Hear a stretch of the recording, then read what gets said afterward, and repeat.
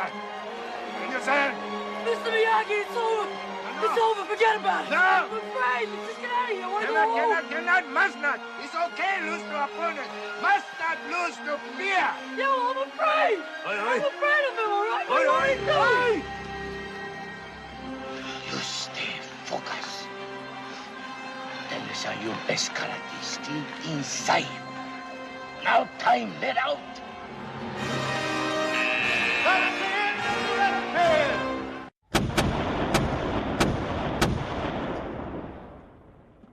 Because of some scheduling issues, this broadside was actually recorded after the main episode. Because of this, I can tell you the results of the Georgia special election featuring Ossoff and Handel that we referenced in the second segment. Ossoff lost. So, with defeats in Georgia, Kansas, Montana, and South Carolina, this brings the score to Republicans 4, Democrats 0 in special elections since Trump himself was elected. In most cases, the results were close, usually within a couple percentage points, but close only counts in horseshoes, hand grenades, and nuclear weapons. A loss is still a loss, no matter how narrow the margin. We can blame it on gerrymandering in South Carolina, or massive campaign spending, or that the Republicans will just simply pull the lever for red no matter what. Those things may all even be true, but it doesn't change the result. The Republicans will be emboldened. They will take this as a sign that their way, their mindless, vicious, selfish, misogynistic, homophobic, theocratic way, is genuinely what the people want. And maybe they're right. I mean, for fuck's sake, Donald Trump was elected president. It doesn't matter that it was a minority election, based solely on the Electoral College. His bloated ass sits in the big chair. His cabinet is slicing apart our government. And his Congress is trying to ram through a health care plan that's expected to cost 24 million people their coverage. They literally have a plan to let sick people die for tax cuts. That clip from the Karate Kid that opens the broadside is there, mostly because I needed a soundbite that encapsulated my feelings about our current political position. And it's fitting to some degree. I am scared. I'm scared that people really will die because of Trumpcare. I'm scared that our planet really will be irreparably damaged to fatten the accounts of fossil fuel companies. I'm genuinely scared that more people will decide to settle disputes with guns, that more people will get to enjoy Flint-quality water, that more children will be abused, more LGBTQ people will be attacked, and more women will suffer for religious freedom. And then I got pissed off. Okay, asshole, you're pissed off, so what about it? Well, like Miyagi said, we have to focus. We have to stop acting like not being a Republican is enough to win elections. We have to show people why to vote for progressive candidates. But we also have to stop pretending that reason and rationality will be enough to win elections. It's clear from listening to people chanting, "Lock her up, Trump that bitch," and "Build a wall, kill them all," that a lot of people aren't voting with their brains. We have to stop treating those people like your racist Uncle Fred. Someone you just ignore when he starts saying vile shit, because he's just that way. Those people need to be marginalized. They need to know that Trump was just a reprieve, and that they can either crawl back in their fucking cave or act like a civilized human being. Most importantly, they need to know they don't get to make decisions for all of us, because there are more Democrats than Republicans. 45% of Americans identify as Democrats or lean Democratic. 38% of Americans identify as Republicans or lean Republican. Progressives should have the lead. They should be able to keep that fucking lead. So why don't they? Because, quote, "Unfortunately for American democracy, in any given election year, an average of 13% of the House seats are uncontested." Let me repeat that. 13% of House seats are uncontested. Uncontested! Why the fuck are we not getting asses in those seats? If you can hear me, and there's an uncontested seat in your fucking district in the next election, make it a goal to get a progressive in that seat. Find someone to run. If you can't, run yourself. This is not hyperbole. This is not whining. being a snowflake or being a sore loser. This is being a parent, a spouse, a human fucking being. We have to turn the tide if we don't want to drown in a sea of regressivism. We cannot be afraid. We can't just blindly rage. We have to focus. We have to fight, and we have to win. Because it really is a matter of life or death. The sleep of reason brings forth monsters. I'm a whiner, and I keep whining and whining until I win. Maybe somebody will rise up. We must not confuse dissent with disloyalty.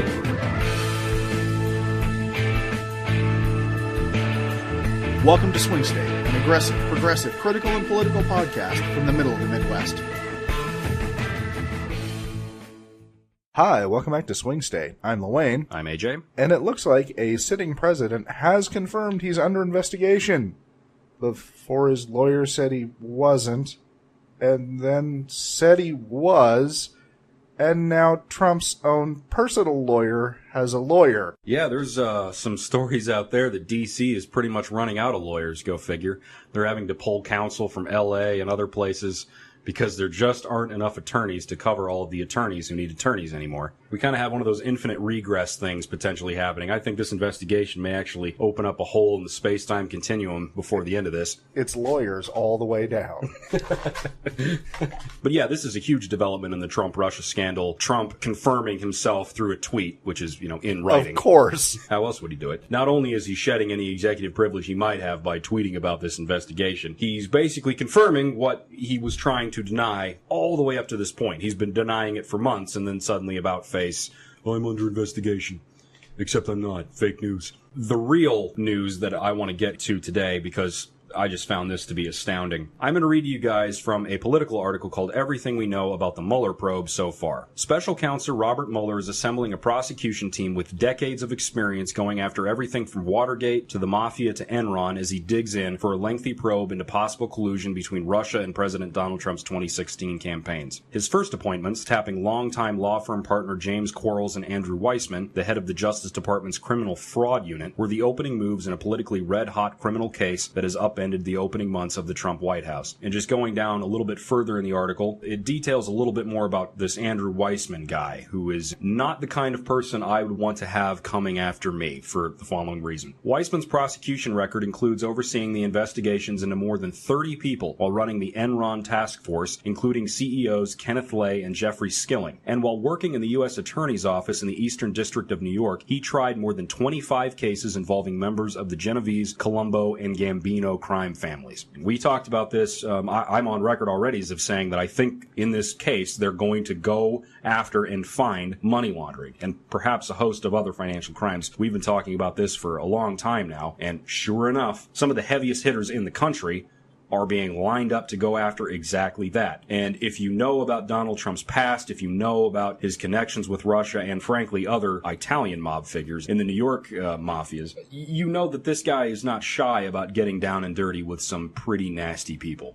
A lot of this sounds really boring and white collar, but like I was talking to AJ before, they ended up bringing Al Capone down via the IRS. So the fact that this is boring and white collar doesn't mean it's not going to matter. I mean, this is a guy who went after the guys in Enron. Well, and I'm sure that Al Capone the whole time was screaming about fake news, about the murder charges and all of that. But in the end, he still was Al Capone. He was a murdering bastard. The evidence on those points didn't matter, but they got him. That's the end of the story. That's the moral of the tale, if you will. These guys kind of make it easy for him because one of the things I found sort of interesting was this Chicago Tribune article that indicates that a company that owns buildings with Donald Trump and the family of Jared Kushner is, quote, a finalist for a $1.7 billion contract to build the FBI's new headquarters, end quote.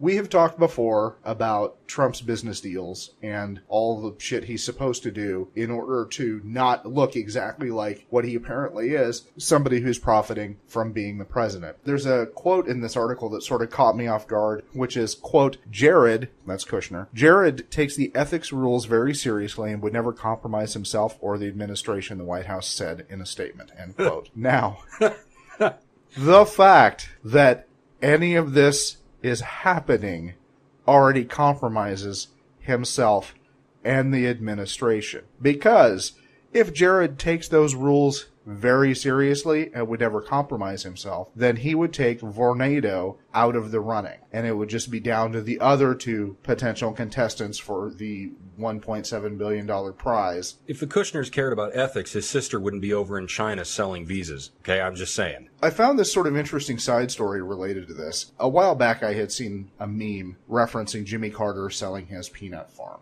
when he became president in order to divest himself of his financial interests. A peanut farm. A peanut farm. A peanut farm. Now, we're talking about a peanut farm that has $400,000 moving through it. I mean, we're not talking like, you know, it's just him and his brother. So, I mean, it's not just a little thing. But the thing I found sort of interesting when I went to verify that story, that was in fact what he did, I found a Washington Post article from 1979 entitled "Inquiry Clears Carter's Family's Peanut Business. A special counsel appointed to investigate questionable financial dealings involving President Carter's family peanut warehouse has concluded there is no basis for criminal prosecution." Now, the source of all of this is some questionable checks that the president's brother Billy wrote. The special counsel finally indicated, quote, "No evidence whatsoever was discovered that any monies were diverted from the warehouse into the campaign. As for whether any criminal charges were warranted, Curran said the answer also is a clear no," end quote. Jimmy Carter got investigated for a handful of checks that his brother wrote that may or may not have had enough money to cover them. And he took it like a man and testified for, I believe it said, 4 hours on this subject.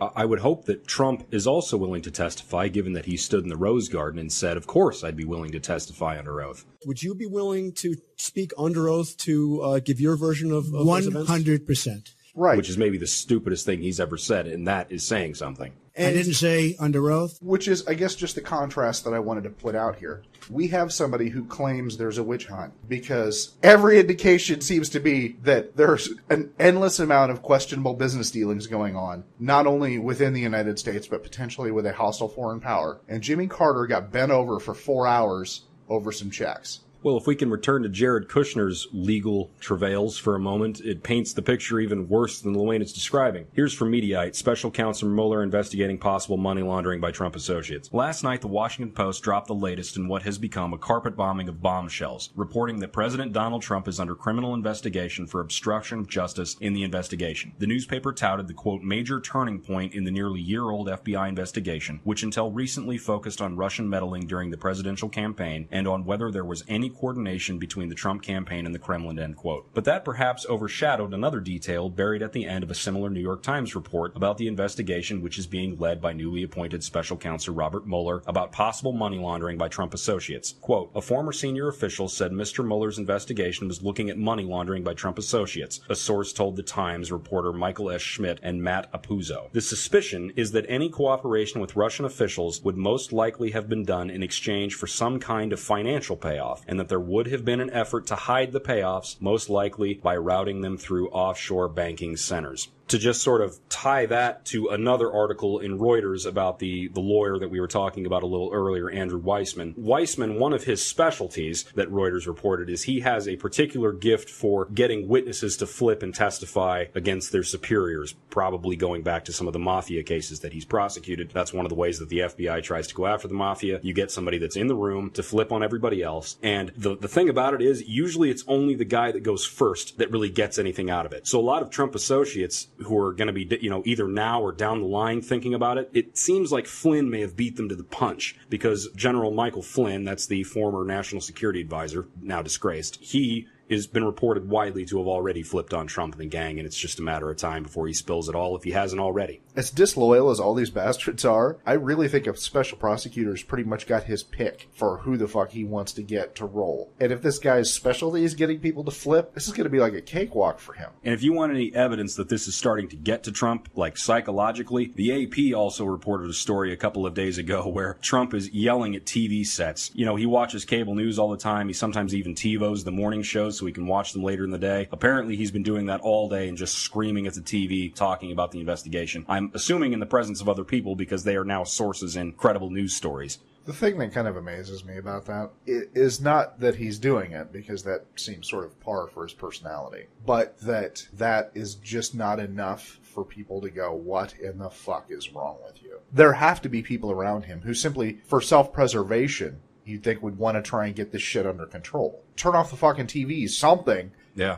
Because when the word gets out that your guy is just raving at fucking televisions, that's like lunatic celebrity shit. And we already can't take him seriously, but the people you actually count on for support are going to have to stop taking him seriously too. Well, and Trump has hired a personal attorney to defend himself, at least one personal attorney to defend himself in the Trump-Russia investigation. I imagine his attorney is saying, Donald, whatever you do, don't talk about the investigation with anybody. Not your aides, not your staff, not anyone. Because any one of these people would flip on Trump in a heartbeat if they were facing any kind of time. Donald Trump is not the kind of guy who actually inspires any loyalty. He's a terrible manager. By all accounts, he's a horrible person. Nobody seems to like to be around him either. And his lawyers have got to be just yanking their hair out when they see these tweets. When he's talking about the investigation in front of the whole damn country. Then he sends his personal attorney out there to try and say that he's not under investigation, but even he can't fucking get it right because he ends up admitting that he is under investigation twice. This is a circus. It's a circus. And like you say, I don't know how people don't see it. I don't understand what must be going on in the minds of his supporters or the people who are maybe on the fence. It's like, to me, this is obvious. And it doesn't involve anything more than a little deductive reasoning. This goes back to when Lewayne and I took a mystery fiction class together way back in the day when we talked about Edgar Allan Poe and Sherlock Holmes and ratiocination and deductive reasoning. There are a series of general principles out there that it would be very easy for a person with any kind of thinking power to deduce what is going on. Starting with the fact that Trump has spent most of his career in some form of New York real estate and casinos in New Jersey. You think he maybe is a little mobbed up since he has all these pictures of him standing around mobsters and hanging out with them at boxing matches and such? You think maybe there's some possibility that he's disposed to maybe flouting some laws here and there, maybe not doing everything quite by the books, and then, oh, you have a special prosecutor who used to be the leader of the whole fucking FBI looking into all of this. You think maybe he's doing that and top-level attorneys from all over the country are jumping onto his team? Why? Because they think there's something there. But Hillary was crooked, and dear God, we couldn't dare vote for her because we'd have a president who was under investigation all the time. All she had to do is follow the rules. She'll be under investigation for years. She'll be with trials.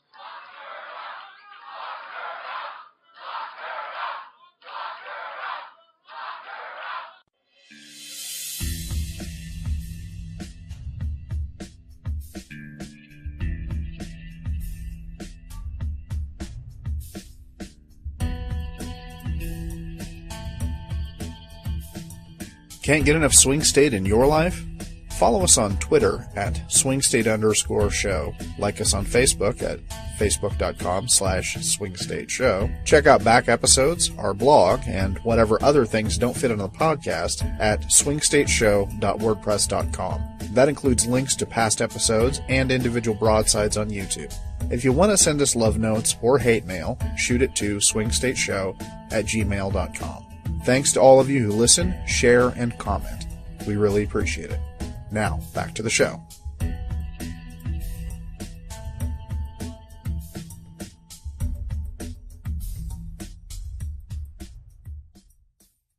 Hey everybody, welcome back. We've got a couple of different stories for you for our second segment today. The first one, this will just kind of be a passing thing, because by the time this episode comes out, the die will have been cast. Jon Ossoff's special election is actually happening today as we're recording this, and we are very hopeful that Trump will be handed his first stern rebuke, and in fact the entire GOP will be quaking in their boots a little bit if he wins this one, because this district is about as red as a sunburn. So we've talked about this before in the past. There's not really much anybody's going to be able to do by the time you hear this, but we just wanted to make sure that you guys knew that we were aware of it and are cognizant of what's going on that aren't related to Trump-Russia. I know we talk about this a lot. The reason we talk about Trump-Russia so much is because, frankly, this looks like it's the biggest political scandal of our lifetimes, and we would be fools not to talk about it. But there are a lot of things going going on in the country that are not related to it at all, and we may actually be getting some good news on another front. I would like to read from an article from the Washington Post called "Democrats Just Got Some Very Good News from the Supreme Court on Gerrymandering." If you're not familiar with the concept, gerrymandering is basically where people in a state decide how to draw the districts in such a way as to favor one political party. You can guess which party is notorious for having done this. So here's from the article. The Supreme Court just made a major decision without actually issuing a decision. On Monday morning, the justices announced that they would take up a case out of Wisconsin that could result in a ruling on the constitutionality of partisan gerrymandering. Democrats should be cautiously very happy with this. No, it doesn't mean that the Supreme Court will suddenly strike down the practice altogether, but it does mean that the court could deliver what would basically be an unprecedented rebuke of a practice that has, according to a recent study, prevented Democrats from controlling the U.S. House of Representatives for potentially 4 of the past 6 years. Think about what that means. Look back at the last handful of elections and how they've fallen and how close they've been, and tell me what a difference it would have made if districts were realigned. And if you look at some of these states where it's happening, I mean, I'm not the first person to make this joke, but it looks like post-colonial Africa. It looks like somebody just drew the craziest thing they can think of, but they do it because they know that then they can control the majority of seats, and this affects state legislatures, it affects your congressmen, can affect a lot. Let's just boil it down. What that means is there is a party who's gone out of their way to literally cheat in order to steal elections by realigning districts in their favor. It's politicians picking the voters instead of voters picking the politicians. It is fundamentally anti-democratic. But hey, whatever.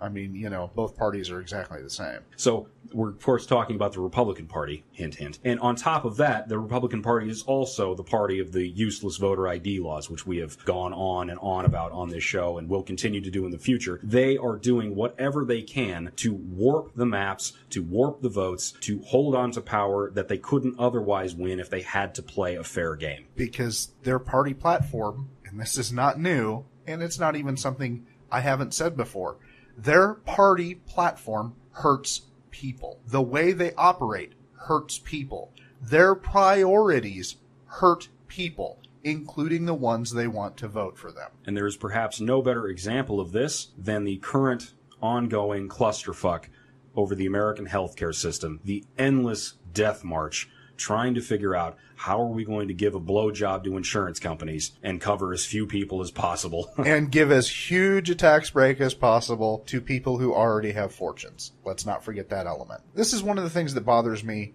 the most about Trumpcare, AHCA, whatever. I don't give a shit what you want to call it. I'm going to call it Trumpcare because you fucking red staters beat the shit out of Obamacare. As Obamacare, he had to own it. Well, guess what? Trump gets to own this. Even though I know he basically has nothing to do with it because that would involve him having to know something about policy. Long story short, let me get off that soapbox. The AHCA, at the end of the day, doesn't do anything for anyone that it needs to. We can all agree that Obamacare was not perfect, chiefly because, among other things, there was no public option aspect of it. It still relied on private companies. It was an effort to salvage our ridiculous insurance healthcare system. By the way, we're the only industrialized country that has this system. Whether you're talking about Israel, Japan, Norway, socialist Germany, all of them have some form of a single-payer healthcare system. All of them. We don't. So we constantly have to come back to the table and relitigate the same fucking argument 50 times and end up with crappy care regardless of what we do. But regardless of the flaws in it, Obamacare covered an additional 24 million people. That it did. People who did not have insurance. Because what AJ is saying when he says there are all these other industrialized nations that have healthcare, what he's actually saying is that all those other nations care about the people who live in them. They recognize that healthy people, people who don't have to worry about their healthcare, people who do not have to worry about going bankrupt if they get sick, are better people for the country. Preventative care is always better than, oh shit, I'm super sick care.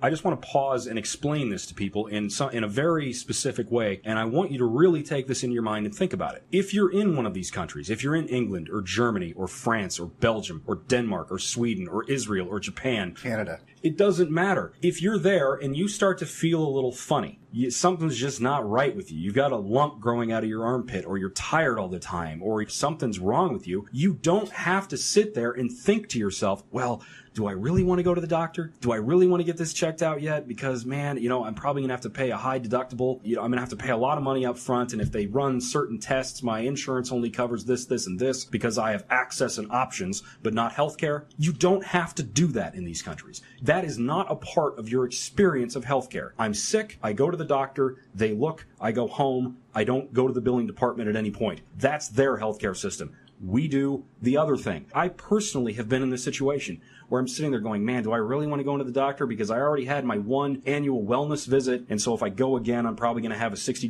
copay or something like that. And that's food, groceries, what have you. Do I really want to spend that money? That is what it is to be an American. That's our experience of healthcare. And why we are so insistent on continuing down this path is just mystifying. It is if you're a human being. If you're somebody whose primary concern is how much money you make, then maybe not so much. Because ultimately that's part of what we're talking about with Trumpcare. Because since Obamacare became a thing, there has been this call to repeal, and eventually there was the call to repeal and replace, which basically they kept talking about horror stories and how flawed it was and a variety of other things meant to demonize it. Except that despite the countless efforts over the course of the Obama presidency, they couldn't get rid of the goddamn thing. Because enough people who actually were able to take advantage of it went, no, I need this. This is why I'm not dead. And we talked about previously how many red states did not accept the Medicaid expansion, which was federal money. They didn't accept the Medicaid expansion. That meant that poor people in their states continued to be at risk of sickness, bankruptcy, and death needlessly. And those are the people who voted for Trump. Yep. And now nobody knows what the fuck the Senate bill is. Right, because here's the issue. First of all, there is a handful of people that are making a decision with the Senate version of the AHCA. All men, by the way. Yes. And the rest of the Republicans don't even know what all's going on there.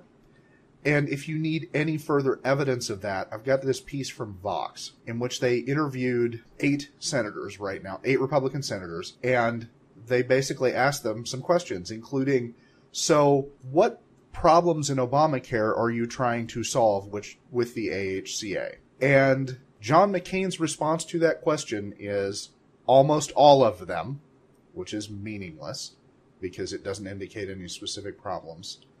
And 2, they're trying to get 51 votes. That's the problem they're trying to solve.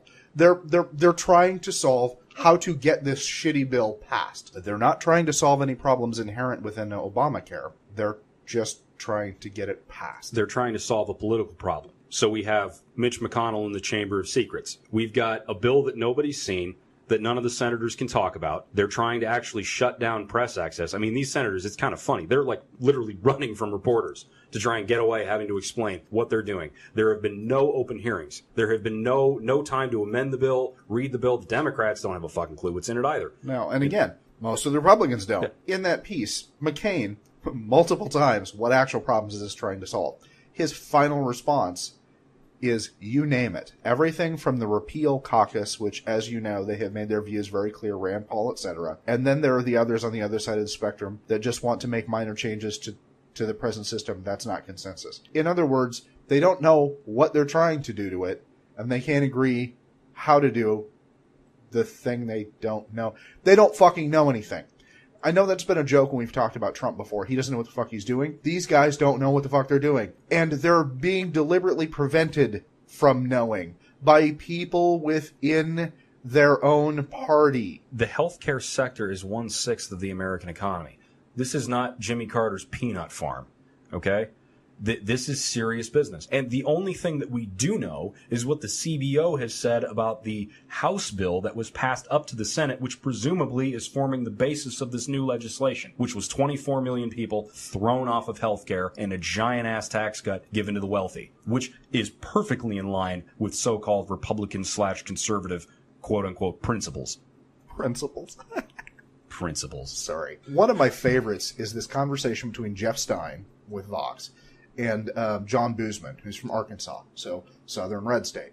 Okay, I'm going to go ahead and quote these verbatim because Boozman's responses are pretty lengthy, and I don't want to misquote what he's saying. Sure. Jeff Stein, what do you think this Care bill will accomplish? How will it help people in America with their health insurance? This is a straightforward fucking question.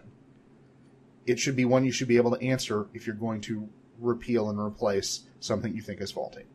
Boozman's response. Well, right now, when I go back to Arkansas, we've got so many people in Arkansas, premiums have gone up 128% in the past 4 years. We have all kinds of people in a situation where if they're fortunate enough to afford the premiums, they've got $5,000 to $10,000 deductibles, and so hopefully we'll deal with some of these problems. Jeff Stein. How does this bill do that? This is a simple question. This is the question anybody asks whenever someone presents a system of some sort, whether it's your magic perpetual motion device or whether it's your healthcare. By what mechanism does it do the thing you say it does? This is a simple, normal, skeptical question. It's a cause and effect question. Yeah, it's straightforward. Boozman. Well, it makes it such that it's more affordable. So that's really what we're working through now. We don't have a bill yet. We're working hard to come to an agreement so we can solve some of those problems. Stein. Why will this bill reduce premiums? How will it lead to the outcome you're describing? Again, by what mechanism? Boozman. Well, again, like I said, that's what we're working through here. I'm not going to negotiate the bill now. We're in a situation where that is the outcome. I know the course we're going down is simply not sustainable. The other problem we've got is that premiums were held down through the election. The premiums in my state, the increase will be at least 20 to 25%. That's what the insurance commissioners are telling me. I think we're on an unsustainable course. So what he's saying is we don't have a plan, but we think that the previous plan was bad, which is pretty much how they've basically done everything since Trump was elected. We don't have any idea. We just know that it can't be what the other guy did. Because, again, he basically repeats that Obamacare was not sustainable. Stein then asks him, why is cutting Medicaid necessary? Again, straightforward, mechanical question. How is this going to help what you're talking about? Boozman's response, I'm not going to argue with you. Who do you represent? It's just, it's embarrassing. You know, it's embarrassing how this process is going along. It is so pernicious that it's being done in secret. Because remember, I mean, the Obamacare, you can like or hate Obamacare. There's problems with it. And we can have that discussion. But you know what? The entire thing was out in public. It was in front. There weren't any secrets. Regardless of all the talking points you heard about how nobody got to read it and they weren't going to be allowed to read it till they passed it, none of that is true. There was a period of public discourse. There was a period of amendments to the bill. But Mitch McConnell, they are deliberately trying to sneak this thing through in the dead of night without anyone having any chance to read or see what's in it. And why are they doing this? Again, listeners, just use your deductive reasoning. Why would somebody take the signature piece of legislation? This would be the signature piece of legislation, this Trumpcare bill. Of the entire time he's been president, this is really the only thing that they would have to point to as a legislative accomplishment. But they won't show anyone. They won't tell anyone, and nobody appears to know, and they're trying to do it in the most deceptive and dark way possible. Why? Because probably at the end of it, it's just going to be what the other healthcare bill was from the Congress. A giant blowjob to the insurance companies and the rich, and a big fuck you to everybody else. About 23 to 24 million of them. And I think this sort of sums up what's going on. And then I'm going to come back to Grassley because he's our guy. Roger Wicker, Mississippi, Jeff Stein again, asks him, what problems do you think it would take care of in America? Referring to the AHCA. Wicker, oh goodness, well, it will, encourage more freedom by eliminating mandates at the individual level and the employer. It will cut taxes, it will moderate prices for premiums and inject some competition that is sadly lacking, and it will save money. It will rescue a system that is teetering on the brink. Teetering on the brink. As if that's just like the state of things because of nothing. No, that's because the Republicans actively opposed the Obamacare legislation every step of the way, refused the Medicaid expansions, refused to pass any sort of legislation to help fix the law while they had a chance. They did nothing. I'm sorry, that just drives me insane, that logic there. I know. And Stein does, as he's done before, asks the mechanical question. Okay, how will it rescue a system teetering on the brink? Because you think tax cuts will allow the premiums to come down? How? Wicker. It's teetering because the exchanges are failing, which you just addressed. Part of the reason they're failing is because they're constantly being fucked with, and because the companies aren't sure, especially now that Trump's elected, what the fuck any of this is going to mean for them. Because they're not acting as they were intended, and as a result, insurers are dropping out. There are counties with no option. Stein, I want to understand why you think the bill will help the marketplaces. Wicker replies, for the reasons I'm giving you. A very comprehensive answer, I think. There wasn't an answer at all, let alone a comprehensive one. No. The only thing he said was, this is what we want. Well, I want to go to Neverland, Peter Pan, but that's not an answer. Right. My favorite, though, was his opening. Well, it encourages more freedom. Okay. That doesn't mean anything. It has never meant anything. Whenever you guys talk about freedom, that doesn't mean anything. I have all of the same freedom now that I had before Obamacare was passed. In fact, I have more freedom because I got to stay on my parents' insurance for a period of time. And then also, I was able to get health insurance without having to pay the pre-existing condition rates, which were exorbitant. I mean, it was basically a kind of extortion. So, this is the one I wanted to save because it's Chuck Grassley. He's one of our guys, as much as I... Good old Chuck. Show when I say that. Again, this is Stein from Vox. I want to ask a very broad question. What do you think this healthcare bill will accomplish that will improve America? What's the positive case for this bill? In other words, tell me about this bill without referencing Obama. That question is like throwing a baseball in slow motion to a professional hitter. That is a softball. What is the positive case? If you can't lay that positive case out, there's probably an issue. So, as we'll see, Chuck can't even swing at the slow ball. Well, I can tell you what it's going to do for Iowa. We are one of those states that in a couple of weeks, if, brackets, the insurer, Medica, pulls out, we'll have 94 of our 95 counties won't have any insurance, even for people who have the subsidies. That's what we have to concentrate on now. Stein, basically. Okay, we'll take that as read. How do you think the bill will fix that problem? Grassley. Well, by bringing certainty to the insurance market. They don't have that certainty now. Stein. By bringing certainty to the insurance market. What certainty? Chuck Grassley. What? Jeff Stein. What do you mean by certainty? Chuck Grassley. Well, they can't even file. They have to check the rates real high if they don't know what the government policy is. And so the certainty is that passing a bill gives the health insurance company certainty. Jeff Stein. Wouldn't not passing a bill also do that? In other words, maintaining the status quo, wouldn't that in fact be more certainty? You already know what to expect, and we don't expect Trump to just fucking kick the chessboard over, right? That's what Stein's getting at. Grassley, to the question, wouldn't not passing a bill also do that? No, it gives them certainty that you'll have a lot higher rates than if you pass the bill. Stein, so you're saying the bill would lower the rates? Grassley, if you're talking about lowering the rates from now down, no. The rates could be way up here. Points to sky. That's a notation Stein made. If we get a bill passed, it maybe wouldn't go up or would go up a heck of a lot less than they would without a bill. Well, I'm sorry, going up at all is exactly the opposite of what so-called President Trump said. The House bill is a plan that will save Americans from this disaster and replace it with more choices and more freedom for American families.